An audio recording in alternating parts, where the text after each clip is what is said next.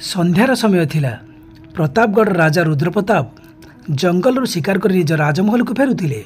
से देखिले गोटे बालक जलुथिबा जुई सम्मुखरे छिड़ा होईछि। जंगल गोटे बालक को एकाकी एपरी अवस्था देखि राजा निज घोड़ारू ओह्लाई बालकर पाखक जावाक लगिले।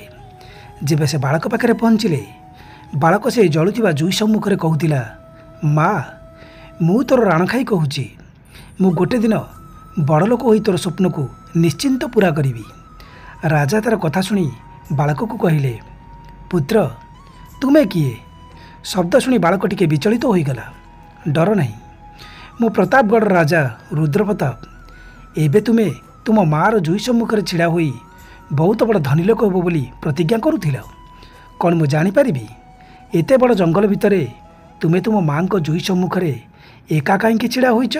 तुमर कुटुंब संपर्कीय एमाने सब कहांती? बालक कहिला, महाराज मु एवं मोर माँ ए जंगल भितर एका रहूतिलु। मरिबा पूर्वर मोर माँ मते कहितिला, मोर जेजे अरुणलाल विशालपुर बहुत बड़ धनी व्यक्ति। मोर माता पिता प्रेम विवाह करथिले। मोर माँ गरीब घरर होइतिबा कारणरू मोर जेजे तांको बिल्कुल भी पसंद करती नहीं। विवाहर किछि दिन परे बगीचारे बुलुथिबा समय मोर पितांको सर्प कामुड़ी देला, जहा कारणरू मोर पितांकर मृत्यु होईगला। यापर मोर जेजे एवं जेजेमा पितांकर मृत्यु पाई मोर माँ को दायी कले। तू अशुभ हतलक्ष्मी ए घर को आसवा जोगु ही आम पुओ आमको छाड़ी चलीगला। से मोर माँ को गाड़ी करी घरू बाहर करदेले। से समय माँ गर्भवती थिला। यही जंगल को आसी गोटे कुड़िया करी रहिबाकु लागिला। तापरे मु जन्म हेली। मोर माँ मरिबा समय मते कहिथिला, गरीब हेबा बहुत बड़ अभिशाप। तते जेमिति हेले भी गरीब जीवन बाहर को आसी धनवान हेबाकु हेबो। यह कहिबा परे तार प्राण चलीगला। से जीवित थिबा अवस्थारे मु बड़ लोक हेबी बोली ताकू कथा देई पारली नहीं। सेथिपाई तार चिता सम्मुखरे छिड़ा होई बड़ लोक हेबी बोली प्रतिज्ञा करुथिली। महाराज राजा कहिले, बड़ दुख भरा कहानी तुमर। ए जंगल रही तुमे बड़ लोक किपरि होई पारिबो? तुमे चाहिबो जदि मो सहित मोर राज्य को जाई पारिबो। तुमको पढ़े लिखई बड़ लोक हेबारे मु तुमको साहाय्य करिबी। एही कथा को नेई मु तुमको वचन देउछि। राजांक मुखरु ए कथा शुणी बालकटी राजांक सहित जीवा पाई राजी होईगला। एहा परे सेमाने राजमहल आड़कू जीवाकू लागिले। जेबे राजमहल पहुँचिले, बालक को देखि राणी पचारिले, ये किए महाराज? महाराणी ए बालकर नाम हेउछि बंटी। आज ठारू ये राजमहल रही शिक्षा ग्रहण करिवो। राणी मने मने चिंता कले, ये कौन अनाथ आश्रम? महाराज ए कौन करुछंती? काहाकू ना काहाकू उठे आनी राजमहल रखिया पाई कहउछंती। राणी को चिंतार थिबार देखि राजा कहिले, महाराणी तुमे कौन चिंता करुछ? नाई महाराज, जा आपणकर आज्ञा। महाराणी आज ठारू बंटीर पालन दायित्व तुमर। तुमे राजकुमार एवं राजकुमारींकर जेउ भली ध्यान रखुछ, बंटीर मध्य ठीक सेही भली ध्यान रखिबो। ठीक अछि महाराज। सेही दिन रातिरे बंटी भाबिबाकू लागिला, मोर भाग्य केते भल। देखु देखु मो राजमहल पहुँची गली। अन्य पक्षरे महाराणी भाबुथिले ए बंटी को राजमहल बाहर करबा पाई जल्दी जल्दी मते किछि ना किछि करिबाकू हेबो। ता पर दिन जेबे राजकुमार एवं राजकुमारी सहित बंटी पाई भोजन बढ़ागला, राजकुमार एवं राजकुमारी को सुनार थाली रे भोजन दियागला, किंतु बंटी को गोटे पत्रर भोजन परसागला। ए सबु देखि बंटी को भल लागिला नहीं। से कहिला, मु एई पत्ररे भोजन करि परिबि नाही। राणी कहिले, काहींकी? तुमे कौन पत्ररे भोजन खाई परिबो नाही? बंटी कहिला, खाई परिबि, किंतु एभली भेदभाव मो सहित काहींकी? राजकुमार एवं राजकुमारी को सुनार थाली रे भोजन दिया जाउछि, मते पत्ररे एपरि काहींकी? एभली परिस्थिति रे मु केवल सुनार थाली रे ही भोजन करिबी। राणी कहिले, गरीब घरर पुओ किंतु अभिमान राजा महाराजंक परी। जदि तुमको खाइबार अछि तेबे खाओ, नचेत न खाओ, किंतु गोटिए कथा मन रखिबो, तुमको पत्र रे ही खाइबाकू दिया जिवो। बंटी कहिला, ठीक अछि महाराणी। ए महल रे मु तेबे जाई भोजन करिबी जेबे आदर सम्मान सहित मते सुनार थाली रे भोजन दिया जिवो। राणी कहिले, से दिन केबे भी आसीबो नाही। अपमान पाई बंटी सेठारु चलीगला। केही ताकू रोकिले नाही। सी से जंगल आड़ को चलीगला। ଯେଉଁ ଜଙ୍ଗଲରୁ ରାଜା ତାକୁ ଆଣିଥିଲେ। ଯେବେ ରାଜା ରାଜମହଲରେ ପହଞ୍ଚି ବଣ୍ଟି ବିଷୟରେ ସବୁ ଜାଣିବାକୁ ପାଇଲେ, ସେ ରାଣୀଙ୍କୁ ପଚାରିଲେ, ତୁମେ ବଣ୍ଟିକୁ ସୁନାର ଥାଳିରେ ଖାଇବାକୁ କାହିଁକି ଦେଲ ନାହିଁ? ରାଣୀ କହିଲେ, ମହାରାଜ, ସେ କିପରିକା ପିଲା ମୁଁ ତାର ପରୀକ୍ଷା କରୁଥିଲି। ତେବେ ତୁମେ କ'ଣ ଦେଖିଲ ମହାରାଣୀ?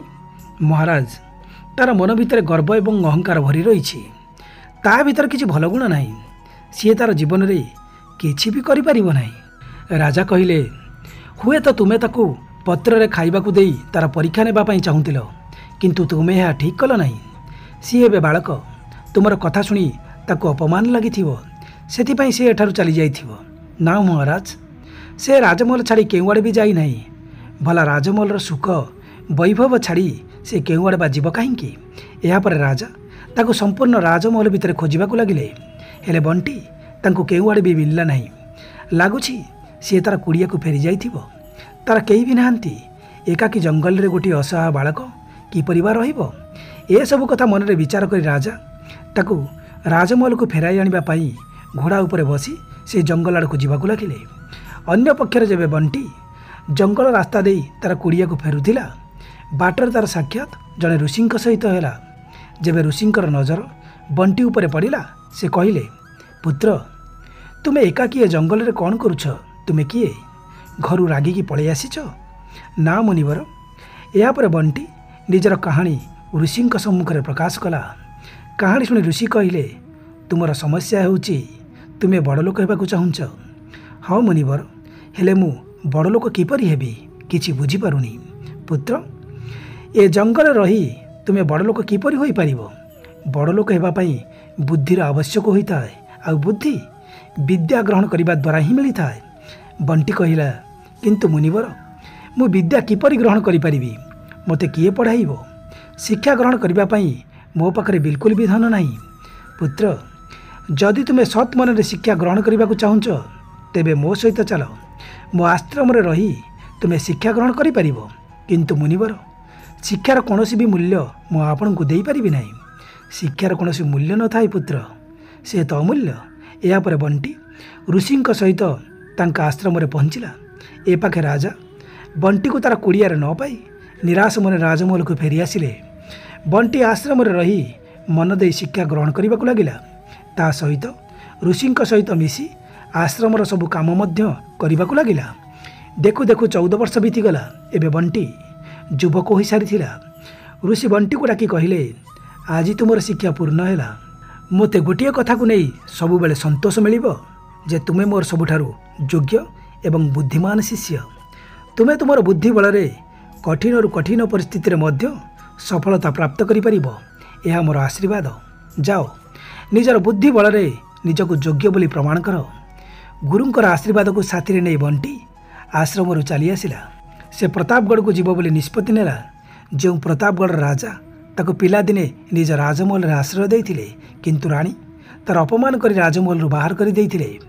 ପ୍ରତାପଗଡ଼ରେ ପହଞ୍ଚି ସେ ଜାଣିବାକୁ ପାଇଲା ସେଠାକାର ପ୍ରଧାନମନ୍ତ୍ରୀଙ୍କର ଆକସ୍ମିକ ମୃତ୍ୟୁ ହୋଇଛି। ସେଥିପାଇଁ ରାଜଦରବାରରେ ପ୍ରଧାନମନ୍ତ୍ରୀଙ୍କର ପଦବୀ ଖାଲି ପଡ଼ିଛି। ଆଜି ପ୍ରଧାନମନ୍ତ୍ରୀ ବାଛିବାର ଦିନ ଥିଲା। ନୂଆ ପ୍ରଧାନମନ୍ତ୍ରୀକୁ ଦେଖିବା ପାଇଁ ରାଜମହଲରେ ଲୋକମାନଙ୍କର ଭିଡ଼ ଲାଗିଥିଲା। ବଣ୍ଟି ସେହି ଭିଡ଼ ଭିତରେ ଯାଇ ଛିଡ଼ା ହୋଇଗଲା। ସେହି ସମୟରେ ସେନାପତି ରାଜାଙ୍କୁ କହିଲେ, ମହାରାଜ, ପ୍ରଧାନମନ୍ତ୍ରୀଙ୍କର ଆକସ୍ମିକ ମୃତ୍ୟୁ ହେବା କାରଣରୁ ପ୍ରଧାନମନ୍ତ୍ରୀଙ୍କର ପଦବୀ ଖାଲି ପଡ଼ିଛି। ଏହି ପଦବୀକୁ ବହୁତ ଦିନ ପର୍ଯ୍ୟନ୍ତ ଖାଲି ରଖିବା ଉଚିତ ନୁହେଁ। ରାଜା କହିଲେ, ତୁମେ ଠିକ୍ କହୁଛ ସେନାପତି। ଆଜି ପର୍ଯ୍ୟନ୍ତ ଯେଉଁ ନିୟମ ଚାଲି ଆସିଛି, ସେହି ଅନୁସାରେ ପ୍ରଧାନମନ୍ତ୍ରୀର ପୁଅ ରାଜେନ୍ଦ୍ରଙ୍କୁ ପ୍ରଧାନମନ୍ତ୍ରୀ ପଦରେ ନିଯୁକ୍ତି କରିଦିଅ। ସେନାପତି କହିଲେ, କିନ୍ତୁ ମହାରାଜ, କ'ଣ ରାଜେନ୍ଦ୍ର ଏ ପଦବୀ ପାଇଁ ଯୋଗ୍ୟ? ରାଜା କହିଲେ, ସେ ଯୋଗ୍ୟ ହେଉ କିମ୍ବା ଅଯୋଗ୍ୟ, ରାଜକୀୟ ରାଜନୀତି ଅନୁସାରେ ତାକୁ ହିଁ ଏ ପଦରେ ନିଯୁକ୍ତି କରାଯିବ।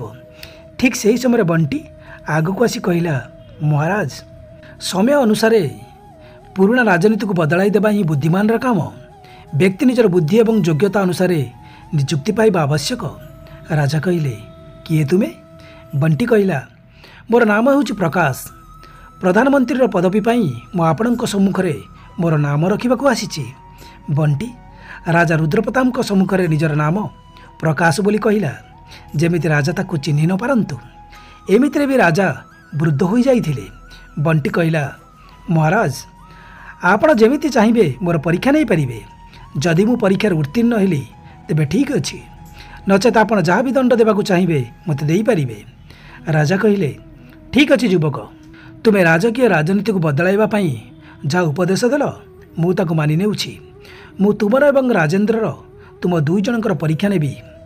ଯିଏ ବି ମୋର ପରୀକ୍ଷାରେ ଉତ୍ତୀର୍ଣ୍ଣ ହେବ ମୁଁ ତାକୁ ପ୍ରତାପଗଡ଼ର ପ୍ରଧାନମନ୍ତ୍ରୀ ରୂପରେ ନିଯୁକ୍ତି ଦେବି। ରାଜାଙ୍କ ଆଦେଶରେ ରାଜମହଲରେ ରଖାଯାଇଥିବା 2ଟି ସୁନାର ଖଣ୍ଡା ସଙ୍ଗେ ସଙ୍ଗେ ରାଜଦରବାରକୁ ଅଣାଗଲା। ରାଜା ସେଥିରୁ ଗୋଟିଏ ଖଣ୍ଡା ରାଜେନ୍ଦ୍ରକୁ ଦେଇ କହିଲେ, ରାଜେନ୍ଦ୍ର, ତୁମେ ଉତ୍ତର ଦିଗକୁ ଯାଅ। ମୋ ତରଫରୁ ଏ ଉପହାର କୁନ୍ଦଲ ରାଜ୍ୟର ରାଜା କାର୍ତ୍ତିକେୟଙ୍କୁ ଦେଇ ସେଠାରୁ ଫେରିଆସିବ। ଆଉ ଗୋଟିଏ ଖଣ୍ଡା ପ୍ରକାଶକୁ ଦେଇ କହିଲେ, ପ୍ରକାଶ, ତୁମେ ପଶ୍ଚିମ ଦିଗକୁ ଯାଅ। ଭରତପୁରର ରାଜା ଭରତଙ୍କୁ ମୋ ତରଫରୁ ଏ ଉପହାର ଦେଇ ସେଠାରୁ ଫେରିଆସିବ। 2 ଜଣ ଅସ୍ତ୍ର ଧରି ନିଜ ନିଜ ଦିଗରେ ଚାଲିଗଲେ। ଯେବେ ରାଜେନ୍ଦ୍ର କୁନ୍ଦଲପୁର ରାଜଦରବାରରେ ପହଞ୍ଚିଲା, ସେ ରାଜା କାର୍ତ୍ତିକେୟଙ୍କୁ କହିଲା, ରାଜନ, ମୁଁ ପ୍ରତାପଗଡ଼ର ରାଜା ରୁଦ୍ରପ୍ରତାପଙ୍କର ରାଜଦୂତ। ରାଜା ଆପଣଙ୍କ ପାଇଁ ଏ ସୁନାର ଖଣ୍ଡା ଉପହାରରେ ଦେଇଛନ୍ତି। ତୁମ ରାଜାଙ୍କର ଏ ଉପହାର ମୁଁ ସ୍ୱୀକାର କରୁଛି। ଯେମିତି ରାଜା କାର୍ତ୍ତିକେୟ ଖଣ୍ଡାକୁ ବାହାର କଲେ, ସେ ଦେଖିଲେ ଖଣ୍ଡାର ଅଗରେ ଲାଲ ରଙ୍ଗ ଲଗା ହୋଇଛି। ତାର ଅର୍ଥ ଜାଣିବା ପାଇଁ ସେ ରାଜେନ୍ଦ୍ରକୁ ପ୍ରଶ୍ନ କଲେ, ଖଣ୍ଡାର ଅଗରେ ଯେଉଁ ଲାଲ ରଙ୍ଗ ଲଗାଯାଇଛି ତାର ଅର୍ଥ କ'ଣ? ମୁଁ ତ ବୁଝିପାରୁନି। ଏହାର ଅର୍ଥ ତୁମେ ମୋତେ କୁହ। ରାଜେନ୍ଦ୍ର ମନେ ମନେ ଭାବିବାକୁ ଲାଗିଲା, ଖଣ୍ଡାର ଅଗରେ ଲଗାଯାଇଥିବା ଲାଲ ରଙ୍ଗର ଅର୍ଥ ବା କ'ଣ ହୋଇପାରେ? ମୁଁ ତ ଏହାର ଅର୍ଥ ଜାଣିନାହିଁ, କିନ୍ତୁ ଏହାର ଅର୍ଥ କିଛି ନା କିଛି ରାଜାଙ୍କୁ ତ କହିବାକୁ ହେବ। ଏହା ବିଚାର କରି ରାଜେନ୍ଦ୍ର କହିଲା, ମହାରାଜ, ଲାଲ ରଙ୍ଗର ଅର୍ଥ ହେଉଛି ଆପଣ ଆମ ରାଜାଙ୍କର ଶକ୍ତିକୁ ସ୍ୱୀକାର କରି ନିଅନ୍ତୁ, ନଚେତ୍ ଏହି ଅସ୍ତ୍ର ଆପଣଙ୍କ ରାଜ୍ୟରେ ରକ୍ତର ନଦୀ ବୁହାଇ ଦେବ। ଏ କଥା ଶୁଣି ରାଜା କହିଲେ, ଆଚ୍ଛା, ଏପରି କଥା? ତୁମ ରାଜାଙ୍କର ନିଜ ଉପରେ ଏତେ ଗର୍ବ? ତାଙ୍କୁ ଯାଇ କହିଦେବ, ତାଙ୍କର ଆଉ ମୋର ସାକ୍ଷାତ ଯୁଦ୍ଧଭୂମିରେ ହେବ। ସେନାପତି ରାଜା ରୁଦ୍ରପ୍ରତାପ ଲାଲ ରଙ୍ଗର ଅସ୍ତ୍ର ପଠାଇ ଆମକୁ ଚେତାବନୀ ଦେଇଛନ୍ତି। ତୁମେ ଆଜିଠାରୁ ସେନାକୁ ପ୍ରସ୍ତୁତ କର। ମୁଁ ଜଲ୍ଦି ପ୍ରତାପଗଡ଼ ଉପରେ ଆକ୍ରମଣ କରିବାକୁ ଚାହୁଁଛି। ଆଜ୍ଞା ମହାରାଜ। ଏ କଥା ଶୁଣି ରାଜେନ୍ଦ୍ର କ'ଣ କରିବ କିଛି ବୁଝି ନପାରି ସେଠାରୁ ପ୍ରସ୍ଥାନ କରିନେଲା। ଅନ୍ୟ ପକ୍ଷରେ ବଣ୍ଟି ଯେବେ ଭରତପୁରରେ ରାଜାଙ୍କ ସମ୍ମୁଖରେ ପହଞ୍ଚି ତାଙ୍କୁ ଉପହାର ପ୍ରଦାନ କଲା, ରାଜା କହିଲେ, ରାଜଦୂତ, ଏପରି ଅଦ୍ଭୁତ ଉପହାର ରହସ୍ୟକୁ ମୁଁ ତ ବୁଝିପାରୁନି। ଏହି ଖଣ୍ଡାର ଅଗରେ ଲାଗିଥିବା ଲାଲ ରଙ୍ଗର ଅର୍ଥ କ'ଣ ତୁମେ ମୋତେ କୁହ। ରାଜାଙ୍କ କଥା ଶୁଣି ବଣ୍ଟି ଚିନ୍ତାରେ ପଡ଼ିଗଲା। ଖଣ୍ଡାରେ ଲାଗିଥିବା ଲାଲ ରଙ୍ଗର ଅର୍ଥ କ'ଣ ବା ହୋଇପାରେ? କିଛି ଚିନ୍ତା କରିବା ପରେ ସେ କହିଲା, ମହାରାଜ, ଆମର ରାଜା ଆପଣଙ୍କର ବହୁତ ସମ୍ମାନ କରନ୍ତି। ଏହି ଅସ୍ତ୍ର ହେଉଛି ତାହାର ପ୍ରମାଣ। ଖଣ୍ଡାର ଅଗରେ ଲାଗିଥିବା ଲାଲ ରଙ୍ଗର ଅର୍ଥ ହେଉଛି ଆମର ରାଜା ଏବଂ ତାଙ୍କର ରାଜ୍ୟ ଆପଣଙ୍କର ମିତ୍ରତା ପାଇଁ ତାଙ୍କର ପ୍ରାଣ ମଧ୍ୟ ଦେଇପାରିବେ। ରାଜା କହିଲେ, ଆଚ୍ଛା, ଏମିତି କଥା? ବହୁତ ସୁନ୍ଦର ବିଚାର ତୁମ ରାଜାଙ୍କର। ମୁଁ ତୁମ ରାଜାଙ୍କର ମିତ୍ରତା ରୂପରେ ଏ ଅସ୍ତ୍ରକୁ ସ୍ୱୀକାର କରୁଛି। ମୁଁ ବି ତାଙ୍କ ମିତ୍ରତାକୁ ନିଭେଇବା ପାଇଁ ଯଥାସମ୍ଭବ ଚେଷ୍ଟା କରିବି। ଯେବେ ବି ମୋର ଆବଶ୍ୟକ ପଡ଼ିବ ମୁଁ ସର୍ବଦା ତାଙ୍କ ସାଥିରେ ରହିବି। ତା ସହିତ ମୋର କିଛି ସିପାହୀ ଏବଂ କିଛି ବହୁମୂଲ୍ୟ ଉପହାର ମୁଁ ତୁମ ରାଜାଙ୍କ ପାଇଁ ଦେଉଛି। ଧନ୍ୟବାଦ ମହାରାଜ। ବଣ୍ଟି କିଛି ସିପାହୀ ଏବଂ ଉପହାରକୁ ନେଇ ପ୍ରତାପଗଡ଼କୁ ପ୍ରସ୍ଥାନ କରିନେଲା। ରାଜେନ୍ଦ୍ର ଏବଂ ବଣ୍ଟି 2 ଜଣ ରାଜଦରବାରରେ ପହଞ୍ଚିଲେ।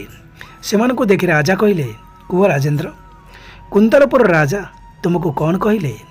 ଖଣ୍ଡାରେ ଲାଗିଥିବା ଲାଲ ରଙ୍ଗ ବିଷୟରେ ତୁମେ ତାଙ୍କୁ କ'ଣ କହିଲ? ରାଜେନ୍ଦ୍ର ଗୋଟି ଗୋଟି କରି ସମସ୍ତ କଥା ରାଜାଙ୍କ ସମ୍ମୁଖରେ ପ୍ରକାଶ କଲା। ରାଜେନ୍ଦ୍ର, ଏ ତୁମେ କ'ଣ କହୁଛ? କାର୍ତ୍ତିକେୟ ଏବେ ଆମ ଉପରେ ଆକ୍ରମଣ କରିବାକୁ ଆସୁଛି? ଆଜ୍ଞା ମହାରାଜ।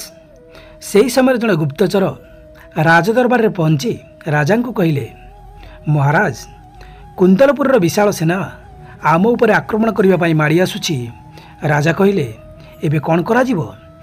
ଏତେ କମ୍ ସମୟ ଭିତରେ ଆମେ ଆମର ସମ୍ପୂର୍ଣ୍ଣ ସେନାକୁ ପ୍ରସ୍ତୁତ କରିବା ଅସମ୍ଭବ। ସେଠାରେ ଉପସ୍ଥିତ ବଣ୍ଟି କହିଲା, ମହାରାଜ, ଆପଣ ଚିନ୍ତା କରନ୍ତୁ ନାହିଁ।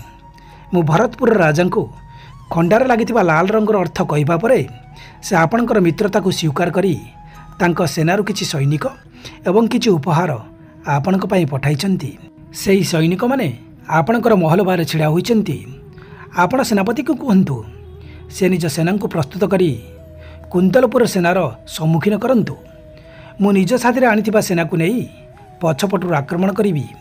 ଦୁଇ ପଟରୁ ଆକ୍ରମଣ କରିବା ଦ୍ୱାରା ତାଙ୍କର ସେନା ଆମର ସମ୍ମୁଖରେ ହାର ମାନିବାକୁ ବାଧ୍ୟ ହେବେ।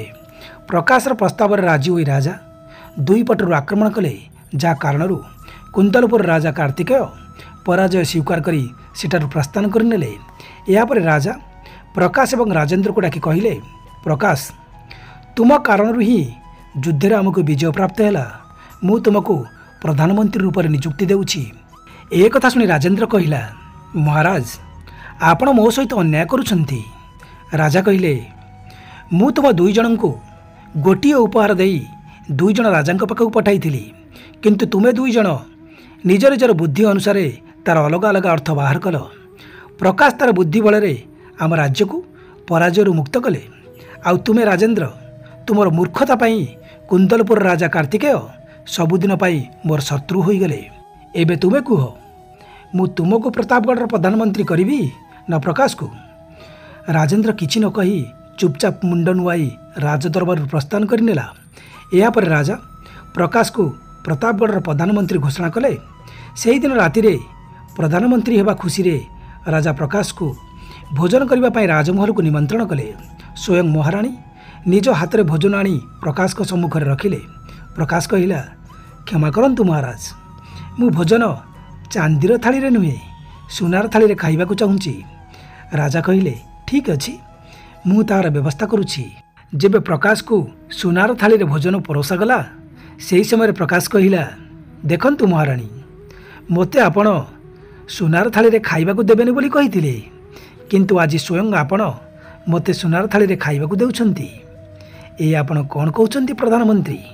ମହାରାଣୀ, ମନେ ପକାନ୍ତୁ, ଆଜିଠାରୁ ଠିକ୍ 15 ବର୍ଷ ପୂର୍ବରୁ ଯେବେ ବଣ୍ଟି ନାମର ଜଣେ ବାଳକକୁ ଆପଣ ପତ୍ରରେ ଖାଇବାକୁ ଦେଇଥିଲେ, ହଁ ହଁ ମନେ ପଡ଼ିଲା, ସେ ବାଳକ ଆପଣଙ୍କୁ ଏହା ମଧ୍ୟ କହିଥିଲା। ମହାରାଣୀ, ମୁଁ ତେବେ ଯାଇ ରାଜମହଲରେ ଭୋଜନ କରିବି ଯେବେ ଆଦର ସମ୍ମାନ ସହିତ ମୋତେ ସୁନାର ଥାଳିରେ ଭୋଜନ ଖାଇବାକୁ ଦିଆଯିବ।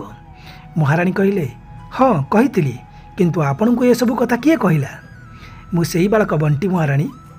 ରାଜା କହିଲେ, ଦେଖ ମହାରାଣୀ, ତୁମେ ଯେଉଁ ବାଳକକୁ ଗର୍ବୀ ଅହଙ୍କାରୀ ବୋଲି କହୁଥିଲ, ଆଜି ସିଏ ରାଜ୍ୟର ପ୍ରଧାନମନ୍ତ୍ରୀ।